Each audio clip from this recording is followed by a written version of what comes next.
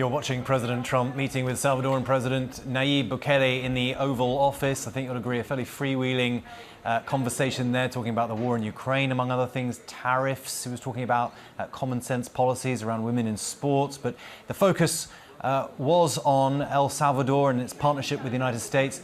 El Salvador has turned itself into one of the safest countries in the world through a controversial crackdown that put thousands of suspected gang members behind bars without legal proceedings. Now, he's become a key ally of the Trump administration as it has deported hundreds of people to El Salvador's Secot prison.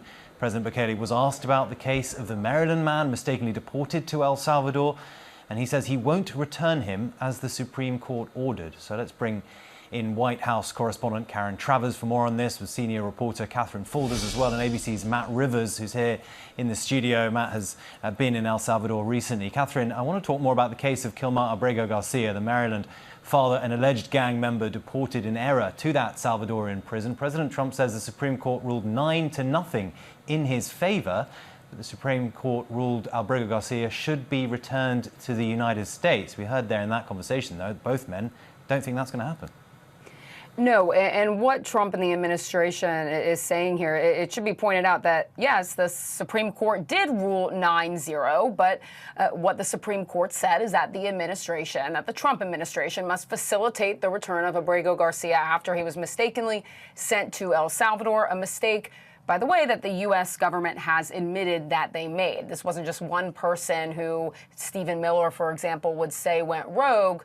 There have been multiple administration officials that have said in court papers he was mistakenly sent there. Now, the Supreme Court did send the case back to the lower court to determine, quote unquote, what deference Trump is owed related to foreign relations and that type of diplomacy. That is what the administration is latching onto here when they say that they won 9-0. But they certainly didn't in the true sense of what exactly this is. So because of that portion of the Supreme Court ruling, the administration is essentially saying that they don't view the Supreme Court as saying that they need to engage in any diplomacy with El Salvador in order to facilitate Abrego Garcia's release back to the United States. Now, the president of El Salvador was asked this question in the Oval Office, too, and he essentially brushed off the question. He said that it was a preposterous question and that he didn't have any plans to facilitate his return back to the United States either. So where does this all stand? Obviously, his future is uncertain in terms of what type of negotiations there are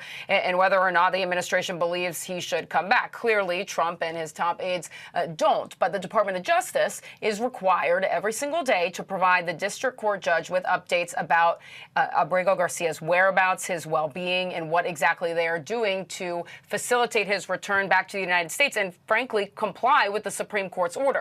There will be a hearing tomorrow in the district court where I'm sure much of this will be addressed, but it does set up potentially what could be viewed as the administration potentially defying an order from the Supreme Court, given they don't believe that the Supreme Court is saying that the administration needs to facilitate his return when they very clearly did say that in their order last week. Yeah, this certainly is not over for the moment. Thank you. Matt, what did you make of that meeting? It was fascinating, wasn't it? I mean, this will be the first time, I think, for many people watching, many Americans that will have seen the president of El Salvador.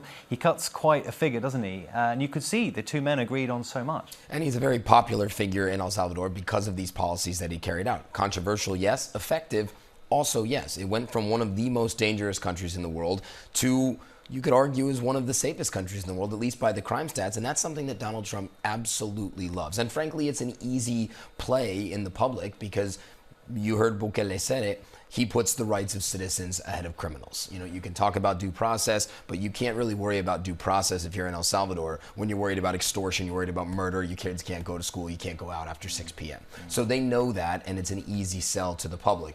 The other thing I took away from that meeting really between the two men is that Bukele wants to position himself as a Trump ally because he wants things from Donald Trump. It's a relatively small country. The U.S. is its biggest trading partner, no question about it. And so he's clearly trying to get certain not concessions, but certain things from the United States. And by, sitting next to Trump, being very offering him a lot of praise, he might get that in return. There's a sense there that, I mean, he might even agree, Donald Trump, to start building prisons in El Salvador. I mean, there's the realm of possibilities is immense here, because you have the United States with an administration who is willing to do things that a lot of administrations wouldn't, even some would say extrajudicial, and in El Salvador, he has a very willing partner. Yeah, that's a relationship I think we're going to watch and watch. Karen, President Trump also addressed his tariff policy and the war in Ukraine. I mean, one thing stood out to me there. Yet again, we had Donald Trump laying the blame for the war on President Zelensky, saying they should never have started it. That is factually untrue. President Zelensky did not start the war. Russia invaded. What else stood out to you from the meeting? I think exactly that was a big headline there. You know, yesterday, James, when the president was asked about Russia's attack on Ukraine over the weekend, he said it was a mistake. He said that a couple of times yesterday to reporters on Air Force One.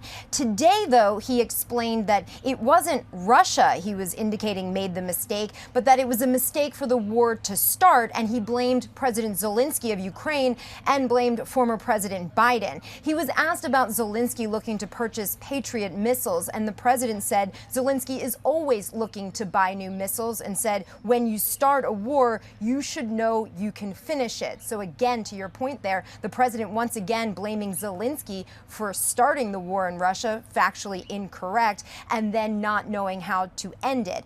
But notable again that he walked back his comments from yesterday about Russia making a mistake. He said today it's not Russia, it was Zelensky and Biden for starting this. Also on the tariffs, I think it was notable that we didn't hear any more details from the president, who promised that he would give details today on what the latest tariffs on semiconductors would be. He also said maybe they would be coming later this week. His administration says they'll have that in place in about a month or two. But the president, James, said that he is not changing his mind. He says he's very flexible, but that doesn't mean he's changing his position on this. He also said he doesn't want to hurt anyone, even though he's acknowledged transition costs for Americans and businesses, but said ultimately this will be the good thing for the economy in the long run. Karen Travers, Catherine Falders and Matt Rivers, thank you. We'll have much more on this conversation in just a moment. Stay with us.